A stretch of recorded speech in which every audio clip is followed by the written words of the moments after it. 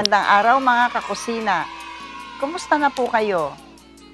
Maraming salamat sa inyong lahat dahil maraming sumusubaybay na sa ating YouTube channel. Ang gagawin po natin ngayon ay isang recipe na na-request ng mga ibang Pilipino na nasa ibang bansa. Ito ay ang paksiw lechon. Ang lechon po ay isang national recipe dito sa ating bansa. Kaya kapag may occasion, special occasion, birthday, Christmas, Thanksgiving, kung ano man yan, palagi pong may lechon ang ating pagkainan. At pagkatapos naman ng okasyon na yan, may natitirang lechon sa table, sa lamesa. Anong gagawin natin dito? Kaya po, noong unang panahon, meron tayong paksiw lechon at si Chef Jean Gonzalez naman po ay inintroduce niya sa atin ang sisig lechon after the fiesta. Meron din po silang sinigang na lechon. Pero ang gagawin po natin ay ang simpleng recipe na paksiw lechon.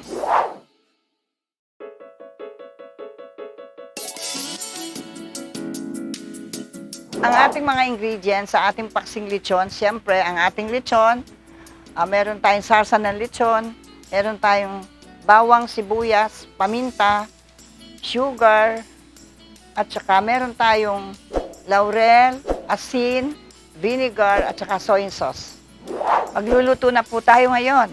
Ang unang gagawin natin, maglalagay po tayo ng 2 cups of water sa ating kasirola.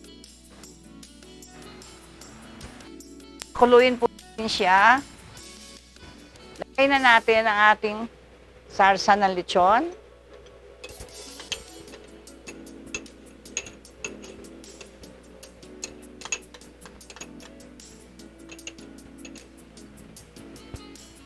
Ang ating ingredients na iba, itong laurel, paminta, sibuyas,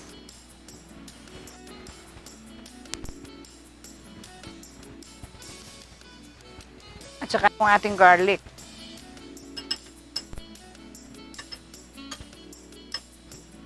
Ang sa atin po, nilalagyan natin extender para lalong sumarap. So, ilalagay ko itong sugar, asin, salt, to taste.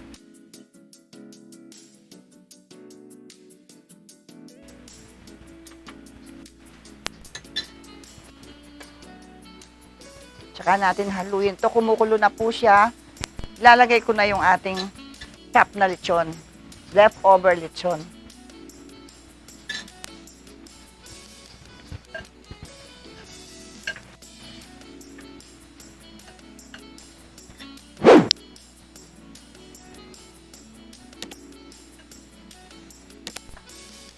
Itong buto, lalagay ko para masarap, may lasa.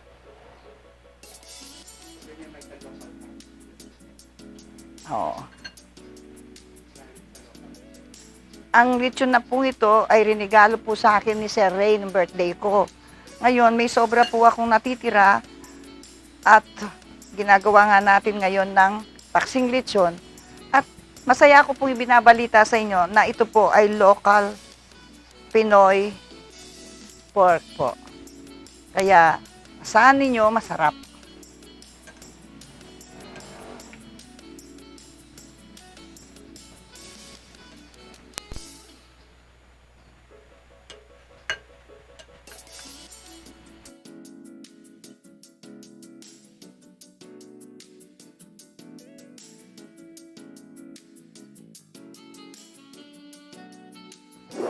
Maglalagay po tayo ng vinegar, yung suka.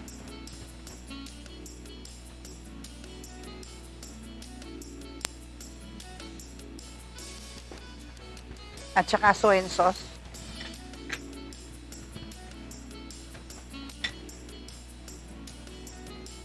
Para hindi po maputla yung ating lechon, paksiw lechon. Tatakpan po natin siya at saka tayo maghintay ng 20 to 30 minutes. Depende po sa lambot na gusto natin. Habang hinihintay po natin maluto ang ating paksiw lechon, Nais ko pong sagutin yung isang question ng isang kasama nating kakusina sa ibang bansa na nakatira. Tinatanong po niya kung paano siya maglilitsyon doon. Wala naman po siya sa Pilipinas. So, ang isasuggest ko po sa kanya na meron po siyang crispy pata, maaari niyang gawin ng ganito, paksi. Maaari din pong yung gusto niyang part ng baboy, ilalagay niya sa oven, susunugin niya hanggang maging brown. Yun din po, maaari din po yun. O kaya, maaari din pong pipirituin niya yung lechon Macau. Kaya makakagawa na po siya ng ganito kahit nasa ibang bansa po siya.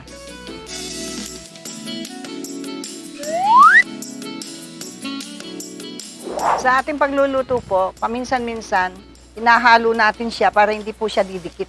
Keep stirring po.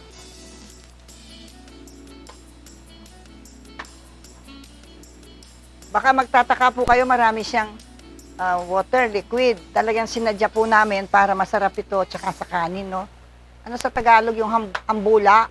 Ambula, may manyaman niya. Ambula.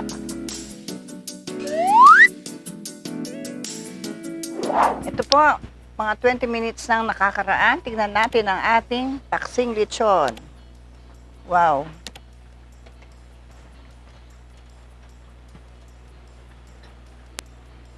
Magpi-plating na po tayo.